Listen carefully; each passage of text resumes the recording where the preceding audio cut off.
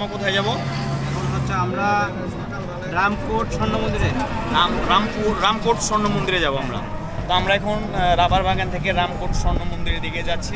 তো এদিকে যাওয়ার পথের ভিউটাও কিন্তু অসাধারণ, আপনারা দেখেন জাস্ট মানে অসাধারণ একটি ল্যান্ডস্কেপ এই মুহূর্তে, চমৎকার।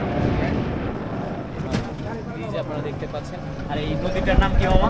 বাঁকখালী নদী। বাঁকখালী নদী, এটা কিন্তু বাঁকখালী নদী। এটা একে বেঁকে আপনার পুরো কক্সবাজার উপজেলার ভিতরে এটা আপনার স্থিতি আছে। বেশ সুন্দর একটা, এটাই তো, এটা হলো রামকোট।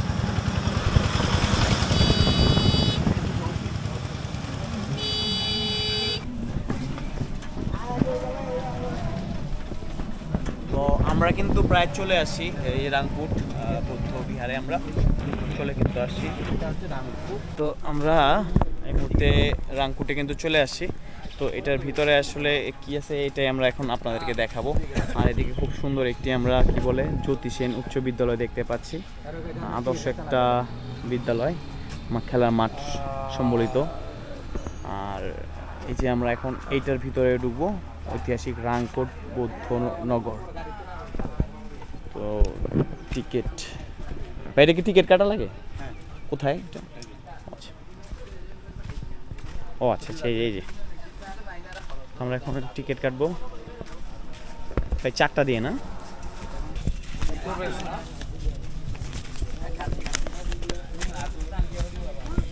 তো আমরা কিন্তু 4টা টিকিট নিয়ে নিলাম। আর এখানে ভিতরে কি আছে সেটাই কিন্তু এখানে ডিসপ্লে করা আছে। তো আমরা একটু ভিতরে যাই।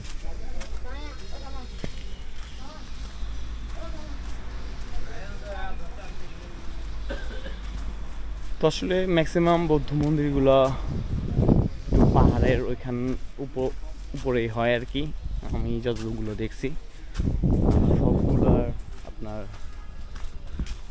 ডেকোরেশনে কিন্তু একটু সেম টাইপেরই থাকে।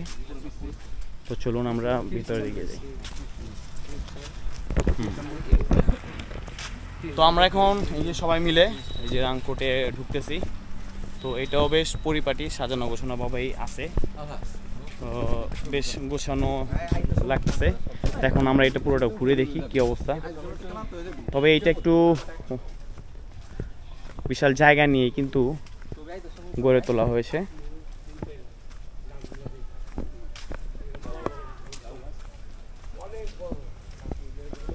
আর এগুলো কিন্তু ঝাউ গাছ, আমরা দেখতে পাচ্ছি ঝাউ গাছ, তারপরে বিরাট হয়ে গেছে মেহগনিও গাছও আছে।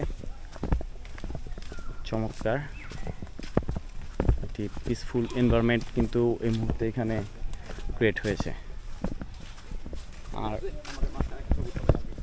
অনেকক্ষণ পরে কিন্তু আমরা রোদের দেখা পাইছি। আজকে সকাল সকাল অনেক বৃষ্টি ছিল, মনে হয়েছিল যে আজকে আর কোথাও হয়তো বের হতে পারবো না, হোটেলে সারাদিন থাকতে হবে, কিন্তু না, এখন মনে হচ্ছে ওয়েদারটা একদম ঠিকঠাক পারফেক্ট আছে।